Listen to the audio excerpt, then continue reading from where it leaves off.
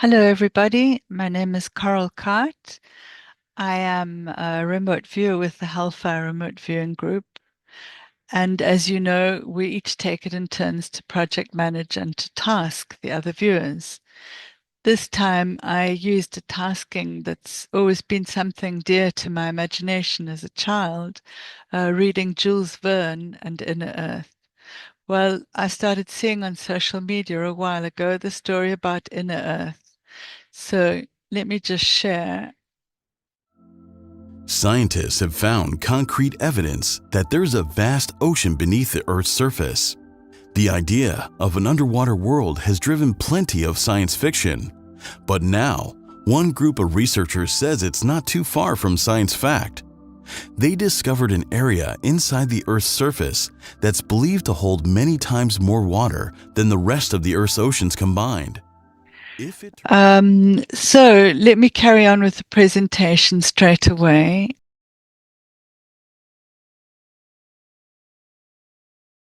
This is the tasking.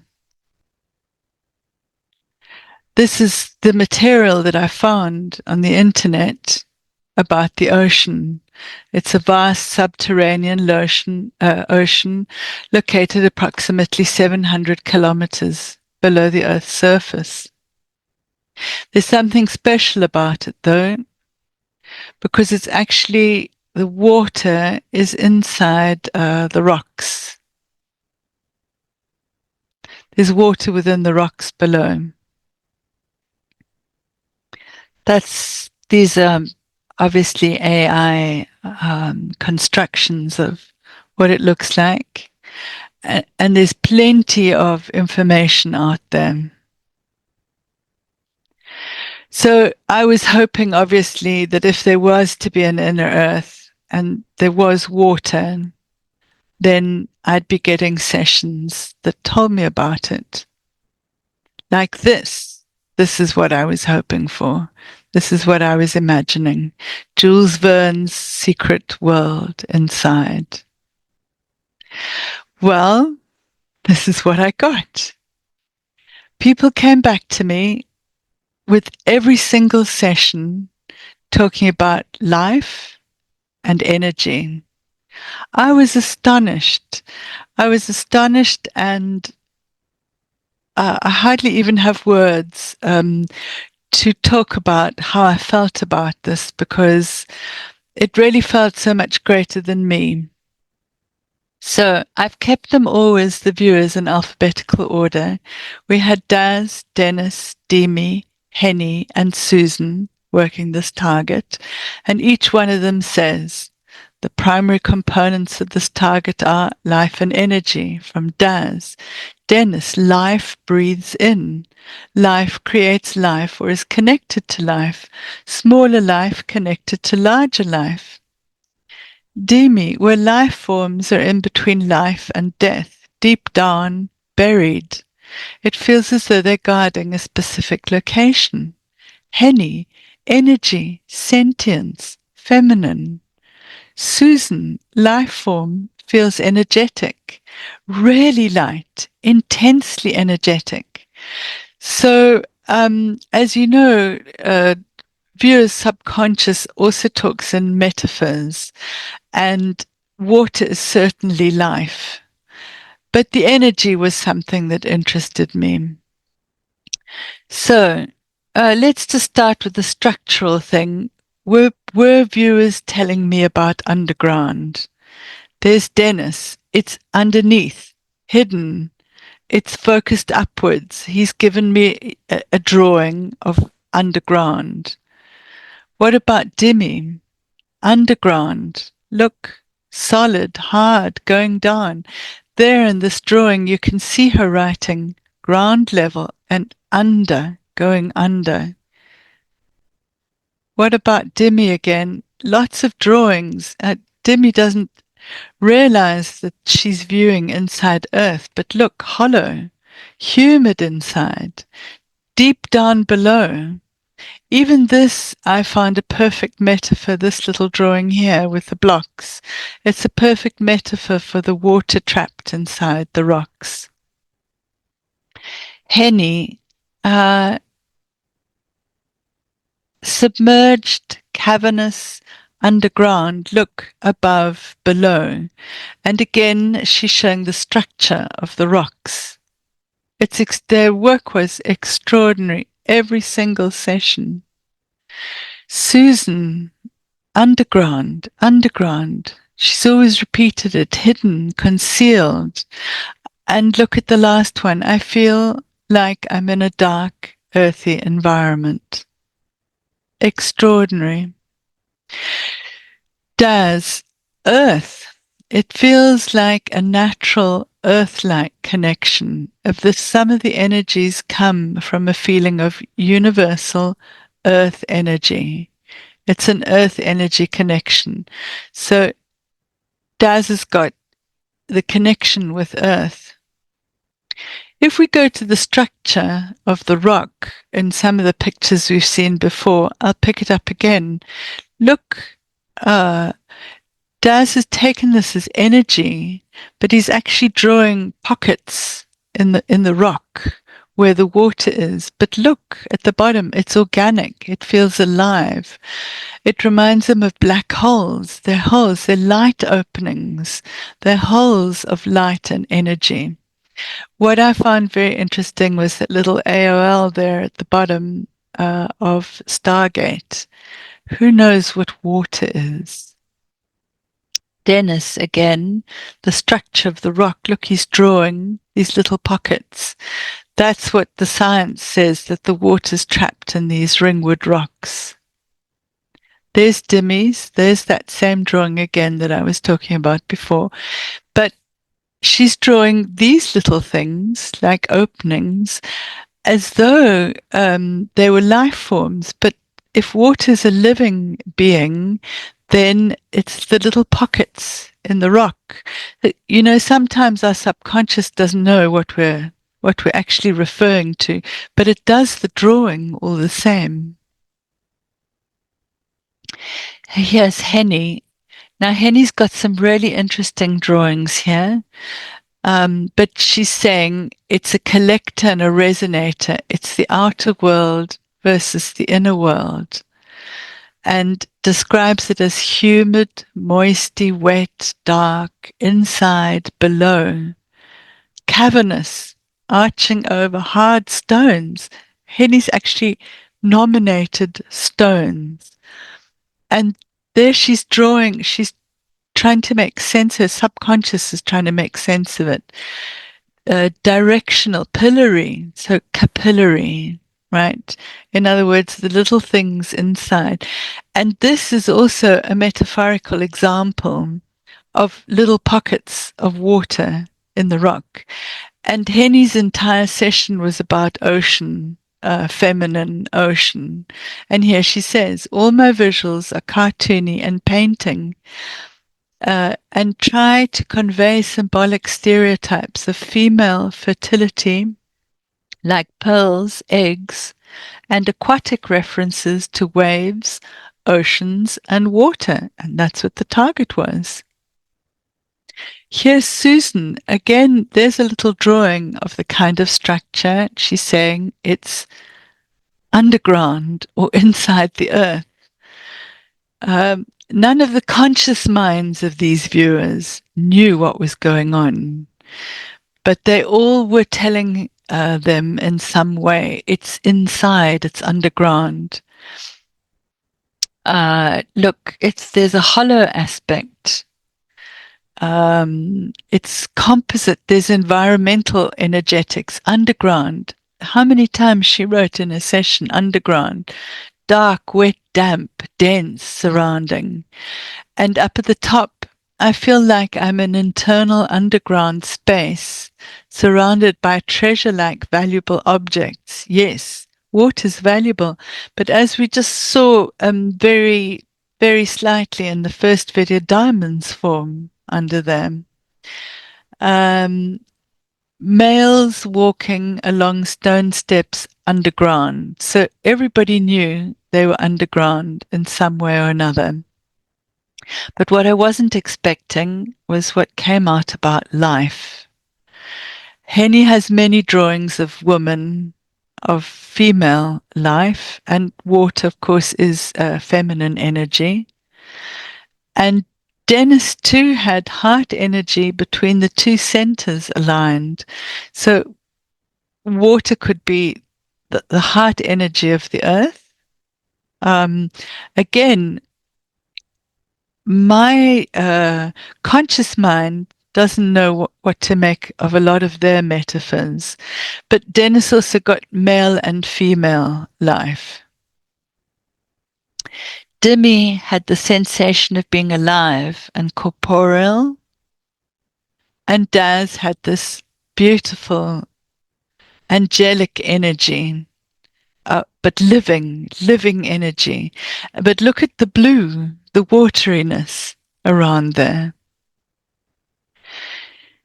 Susan, bio, male, historical, bio is present, bio stands for biological. It's a term we use to say some kind of living being. And here Henny's given a symbolic visual, mythical female, creation, fertility, and obviously water. Henny's subconscious is saying there's water, there's lots and lots of water there. Interestingly, the life forms were, there were a couple of male feeling energies, life forms, but most of them were feminine. Again, this is Henny talking about it feels folkloric. So she knows that her subconscious is giving her a woman as a symbol for water, for feminine energy and water, and Daz, a very strong female presence, strong woman energy, feisty, powerful healer energy. Well, of course, water is absolutely the most healing element I feel there is. But look, a strong, angelic, esoteric. I can type now. I'm not sure of the writing there. I'm sure Daz will tell you about it. But I loved the AOL Fatima, a healer. Again, it feels like the energy spins, attracts, pulls information, energy, and light inside of it. Now, people know from all the experiments that are going on with water, from the Japanese Emoto, who was photographing the crystals, even to Austin Veda, who's doing these beautiful frozen intention with water. So water does keep information. Homeopathy is also information. So Daz says a female presence in the past. That water must be ancient, inspiring, natural, energetic, a strong, angelic, esoteric woman, leader. I can type. That's Venus, I believe. The mediating energy. And again, a strong female presence, strong woman energy, feisty, powerful healer energy. This feels like a female, like to something larger in the universe, a force or energy. Healing feels very appropriate. Honestly, I've been left completely in awe of the connection all the viewers had to this really awesome place, it looks like. So when Dennis talks about life forms, he's talking about existential questions. Life is in a structure, water in a structure in the rock, and there he's drawn it perfectly.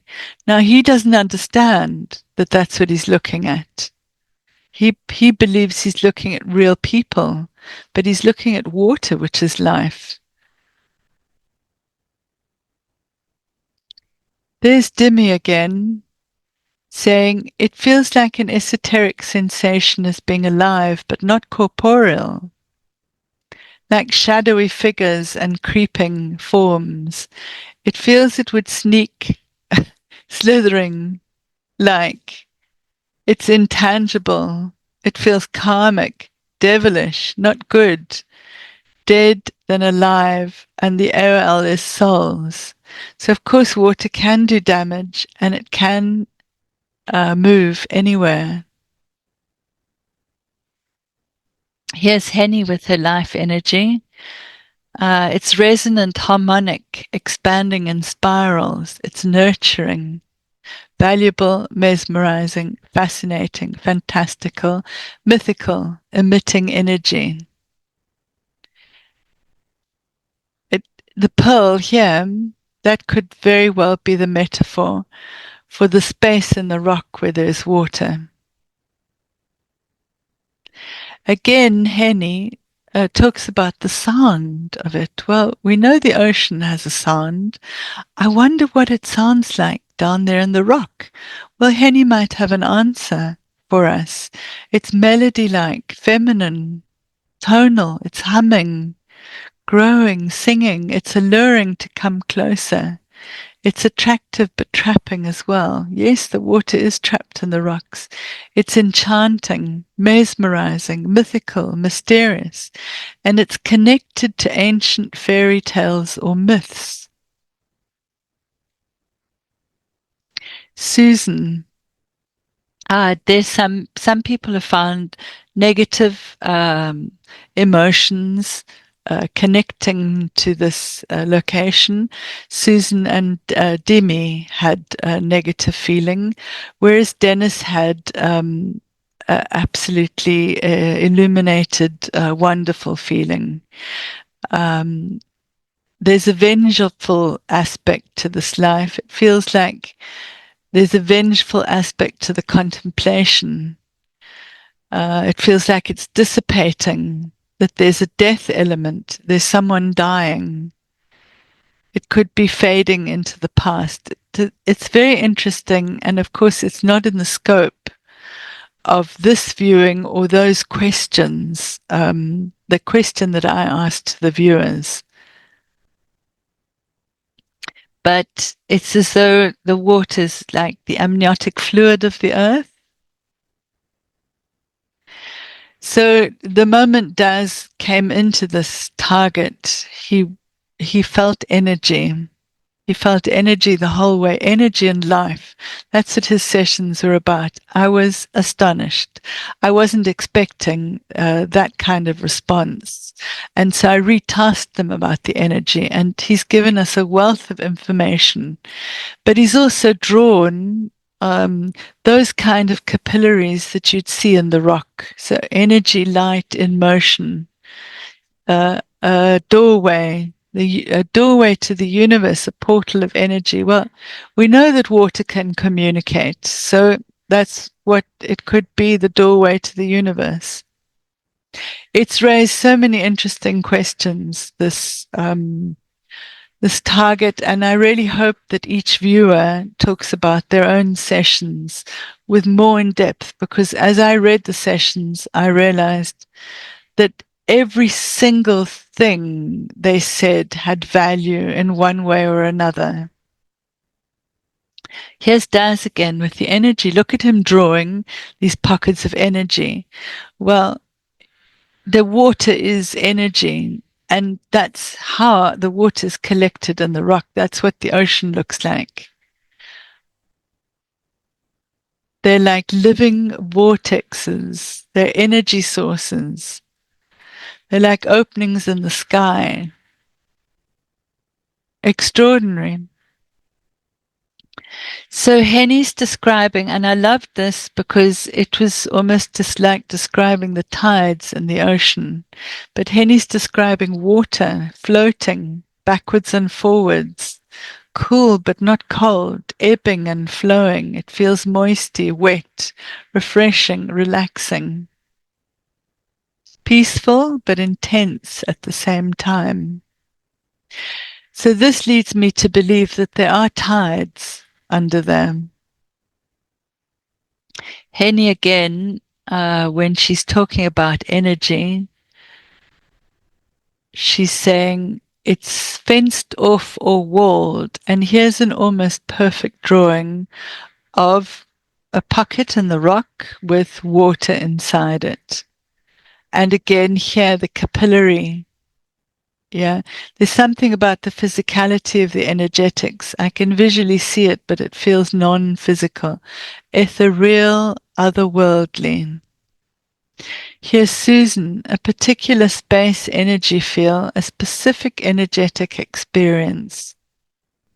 Here, Susan says she gives herself a move command to move to an important aspect of the actual target and describe pulsing, an energetic pulsing. It's very similar to Demi's pulsation. It feels like charged space air, heightened environment. It's energetically charged, heightened and charged. It's an unusual energy, and it's a high vibrating energy. There was some kind of feeling about this being some kind of esoteric energy, which reminded me in some way of what I've read about souls. The energy shimmers and it's transparent or opaque. It's encased in energy. It's not human. It feels different, but it's feminine. It's water. The energy feels interactive with life. Life maybe donates or helps in its production. The energy feels alive and sentient in some form. It reminds me of plasma. Dennis has this drawing which is very reminiscent of what I would imagine the pockets of water in the rock to look like. But he's on galaxy and cellular processes. And what he writes here is, the above sketch feels like I'm navigating in the realms between worlds, the in-between spaces. They say technically nothing ever really touches. If we could magnify a touch point, we would see the electromagnetic attraction and repulsion between them as depicted above. The same is true when I rub my fingers together. It's equal to what is seen between the black hole in the center of a galaxy and its corresponding touch point on the other side. So what he's telling me there, what speaks to my feeling, is that the water is communicating. Water or plasma, we're not 100% sure of it. Or the only proof we have is a diamond.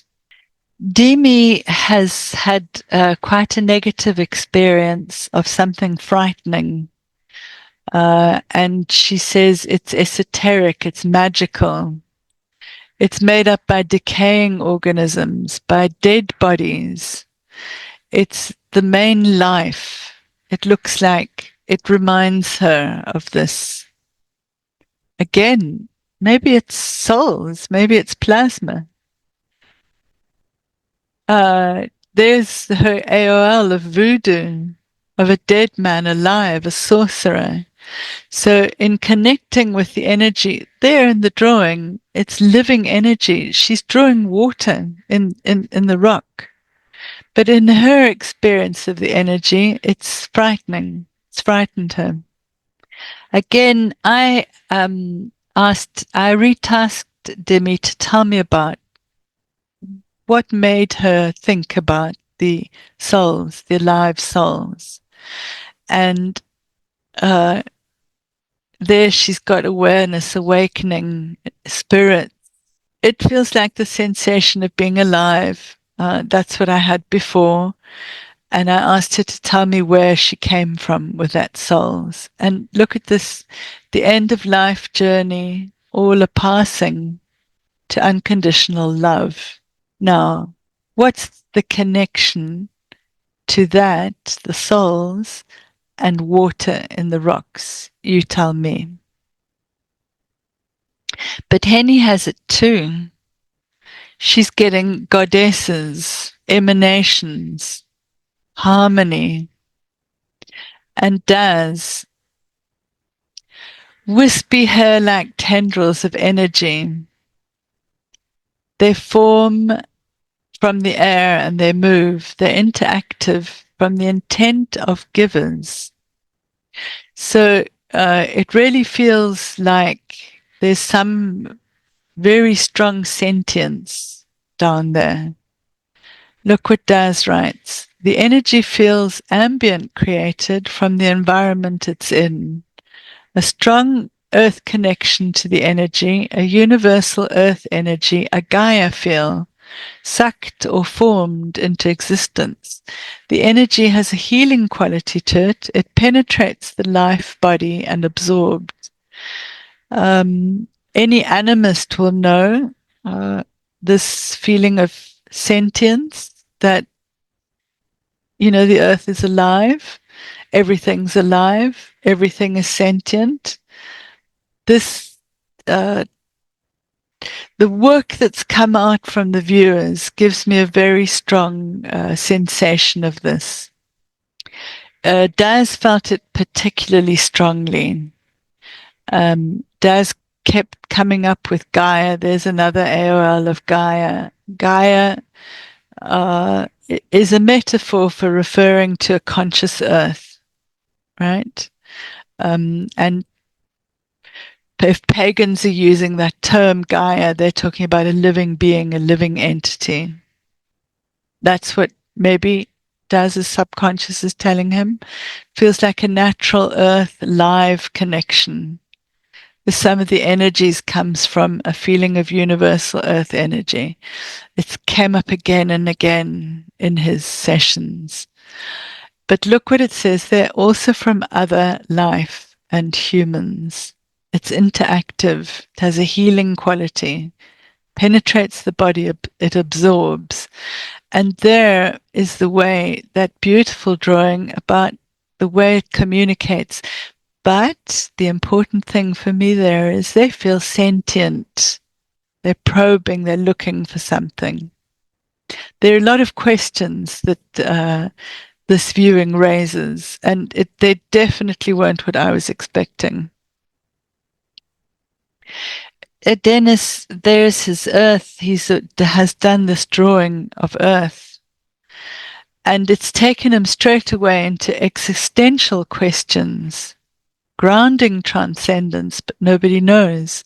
Subsurface complexities below the surface, the complexities below the surface. But contemplation, the art of contemplating, thinking of one's own mind, becoming aware of something new within the self, something newly observed within the mind, a mind-brain connection. If he looks at the bottom, this is when the change is happening. It's an act of self-realization, the new self-dialogue or self-talk, and this can be scaring. Sense of hearing one's inner voice for the first time is terrifying. Dennis came back and wrote more about the concept of the balancing of energies, the masculine and feminine energies. And in the middle paragraph, he says, in thinking of the larger concepts, I had the idea of the concept of a cell in my body as a metaphor to my consciousness within a larger structure. That in itself is a metaphor for cells and consciousness in a larger structure, cells of water within rock. But again, showing that this is all sentient. Look at the last line there. I was amazed at the sense of oneness throughout the universe and the expansion of breath up and down. I've read about meditative moments, realizing everything is connected. I believe it intellectually, but I've never had a glimpse of it through experience like I did today. I don't know if it's relevant to the session, but it was a pretty incredible experience for me as a viewer, and I felt a deep, profound sense of gratitude. Well, personally, as an animist, I feel that when I'm given to understand that everything is sentient around me. Dimi, She talks about there's a thin line between evil and good. The power of will is the master tool which beings have inherited to use for their choosing, not to seek out knowledge within in order to choose what would reveal the highest realms of personal journey, to fulfill the highest goal of being. What's the connection? This is extraordinary. I task people with water inside the earth with a completely different aim of finding an inner earth. But they're talking to me about soul things, about existential things. It's extraordinary. Henny talking about sentience. There she's even written the word. It's alive, it's sentient. Where they connected with that target, they found life. Henny, the target has a folkloric kid's tale or mythical texture that seems to center around a feminine quality, presence, or sentience. And look, Pachamama. Pachamama is another culture, and it's their version of Gaia. What about the Atlantean goddess? Or down there, an apparition or a deity? The origin story. Sometimes I don't even have words to describe the enormity of the feeling I felt when I was going through these sessions. But it also wouldn't be correct to leave you without this final